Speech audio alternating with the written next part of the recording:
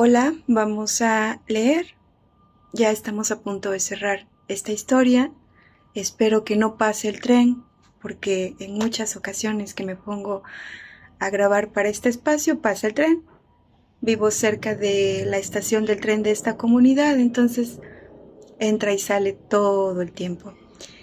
Pero bueno, la intención de este espacio es lo que yo encuentro en los libros, es compartir lo que yo encuentro en los libros. Y creo que una de las cosas más bonitas que me han regalado es que a veces el ser se siente muy confundido por algunas cosas que pasan en la vida. Y crees que lo que estás viviendo pues es lo más grande, te derrumba, te conflictúa. Sin embargo, cuando lees los libros te das cuenta que pues el ser siempre ha pasado por eso. Amor, desamor, traición,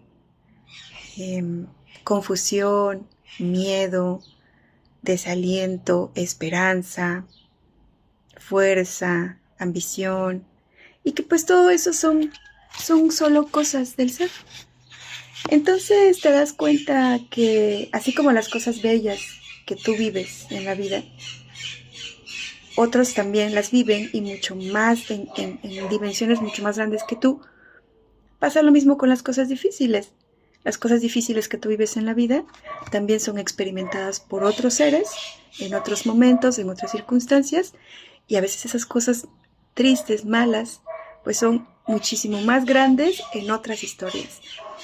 Y entonces tu espíritu se calma, se sosiega. Y eso es lo que a mí me dejan los libros. Compañía, aprendizaje, reflexión, etcétera. En este momento, a título personal, me encuentro leyendo a Albert Camus, El hombre rebelde. Es un libro que me prestó mi hijo. También ya me falta poquito para terminarlo. Estoy leyendo a Nietzsche. Nunca lo había leído. Así habla Zaratustra. También este es un regalo de mi hijo de cumpleaños. Y bueno, este sí me está costando un poco de trabajo. Voy lento. Es profundo. Hay que llevarlo con calma. Y me encuentro leyendo también a Kierkegaard, otro regalo de mi hijo. Es que también a él le gusta mucho la lectura. Y bueno, este es el diario de un seductor.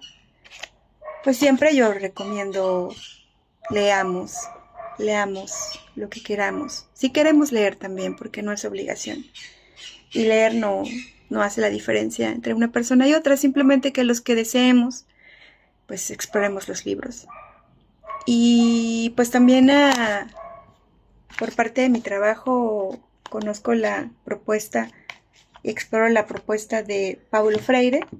Estos son varios libros, aquí sí es un poquito más profundo porque hay que analizarlo, comprenderlo, para poder reproducir su filosofía, ¿no? Entonces, bueno, ya vamos a terminar este libro. Me parece que en este espacio de compartir lecturas tenemos a El Profeta, Gibran Jalil, por ahí creo que El Principito, después vino El Placer de los Dioses, que es el que estamos por terminar, y el siguiente que yo deseo compartir es Meditaciones de Marco Aurelio. Entonces, terminando nos vamos a pasar con Marco Aurelio. Hoy revisaba la biblioteca en la casa y por ahí están un montón de libros, entre ellos está Frankenstein también. Me gustaría también compartirlo más adelante. Pero bueno, vamos a leer, no le quito más tiempo con mi diálogo a esta novela para que podamos ya terminarla, ¿vale? Y dice así la lectura de hoy. Creedme, este capitán amigo mío se mostró comprensivo, tomando en cuenta las circunstancias, y creo que su precio es razonable, 5.000 coronas. ¿5.000 coronas? El precio realmente era exorbitante, considerando las operaciones comunes de este tipo, pero el jefe de la flota turca ni siquiera pestañeó. Allí mismo se establecieron las condiciones y el maestre de los caballeros de Malta abandonó el navío almirante, ocultando apenas una sonrisa de enorme, aunque íntima complacencia. y que el asunto había sido masticado y digerido con mucha anticipación, lo demostró el hecho de que la balandra de Jean de la Valette apareciera de nuevo al promediar la noche. En ella venían el maestre y Dragut. Un Dragut en quien apresuradamente se habían procurado hacer desaparecer las huellas de su penoso cautiverio. Se le había saciado el hambre y la sed, se le habían proporcionado ropas decentes, pero el sereno valor de este gran corsario lo demostraba su valerosa sonrisa, la misma que se amplió y se convirtió en incontenible risa de alegría cuando abrazó a su jefe y amigo, a sus antiguos compañeros, los cuales se reunieron en cubierta para brindarle un afectuoso y cálido recibimiento. Aunque Jean de la Valette sonreía también amistosa y amablemente, no las tuvo todas consigo hasta que estuvo de vuelta en su balandra y se alejó en ella llevando sus bien provistas bolsas con brillantes monedas de oro. Aquella noche fue de celebración a bordo de la nave Almirante. Dragut refirió pasajes de su Odisea, y aunque en su enflanquecido continente llevaba muestras del cruel tratamiento recibido, no dejó de celebrar con alegres risotadas algunas escenas, como aquella de su cantada ejecución por ahorcamiento, decretada por los capitanes de la flota pontificia que lo capturara, a la cual se opusiera el jefe de la misma, Gianettino Doria. Creedme, si estoy vivo, se debe a la profunda religiosidad de los italianos, señaló entre amagos de risa. Nada conseguía deponer la actitud adoptada por los capitanes católicos, y ya me ponía el dogal en el cuello cuando al sobrino del almirante se le ocurrió la peregrina idea de amenazar a sus hombres con la cólera del Papa y su excomunión. Eso bastó para que se suspendiera la ejecución, aunque también influyó la seguridad que dio Doria de que yo valía más vivo que muerto, y a juzgar por el precio de mi rescate, estaba en lo cierto.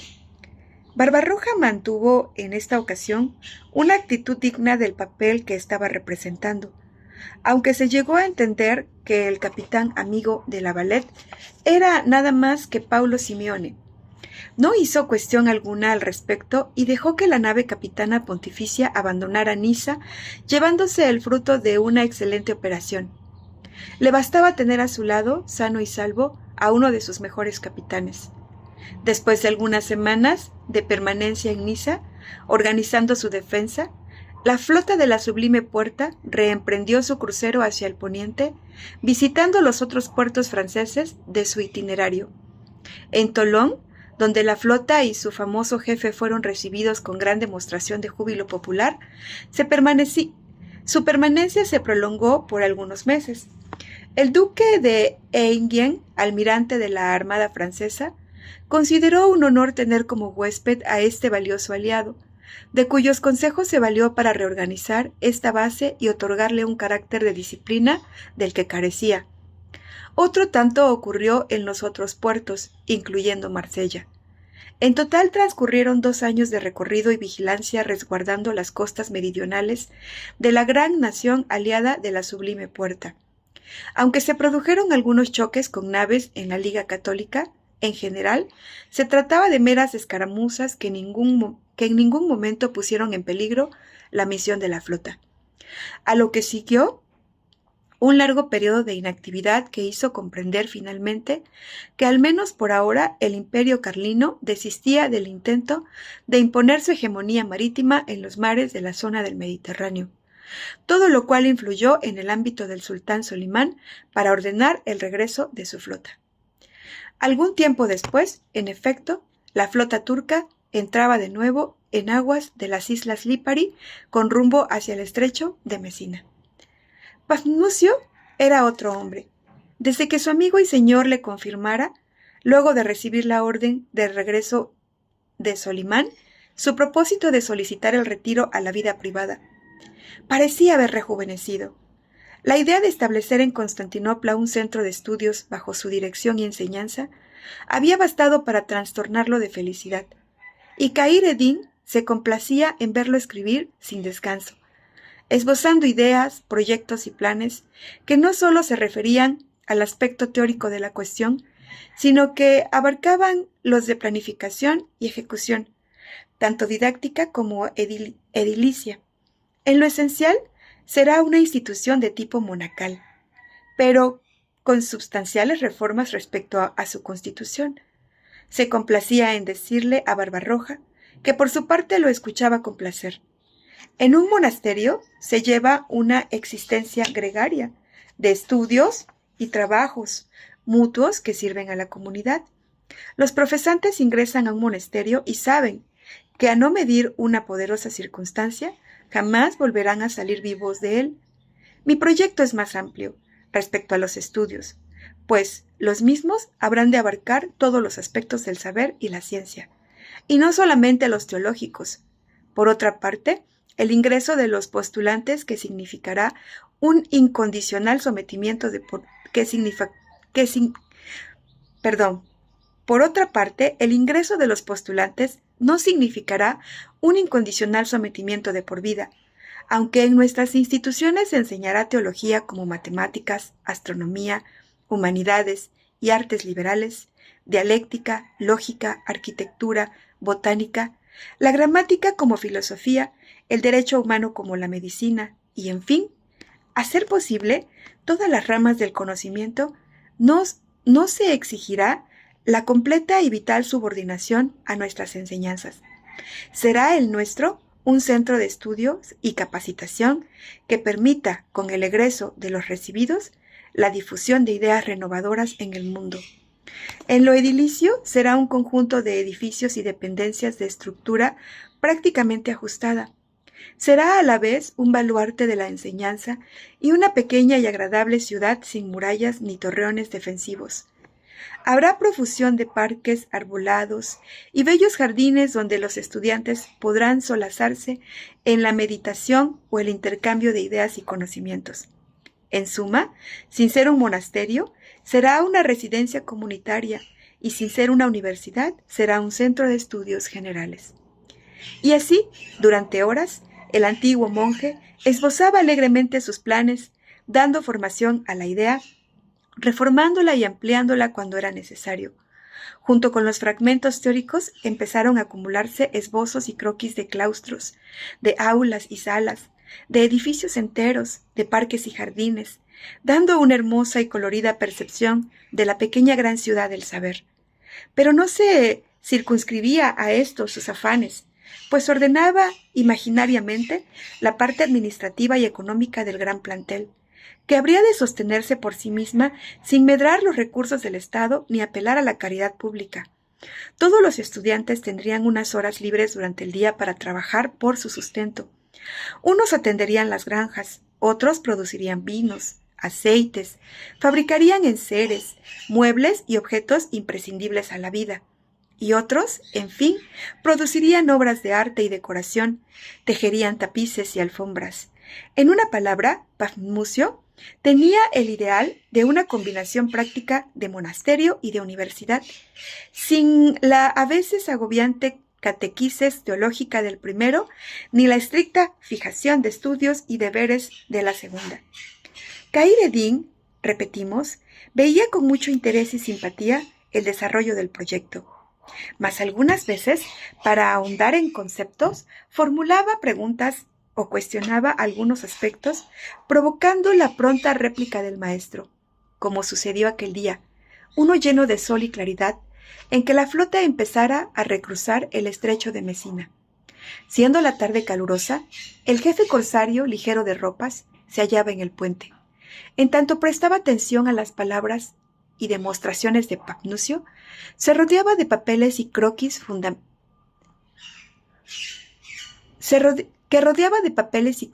fundamentaba sus puntos de vista.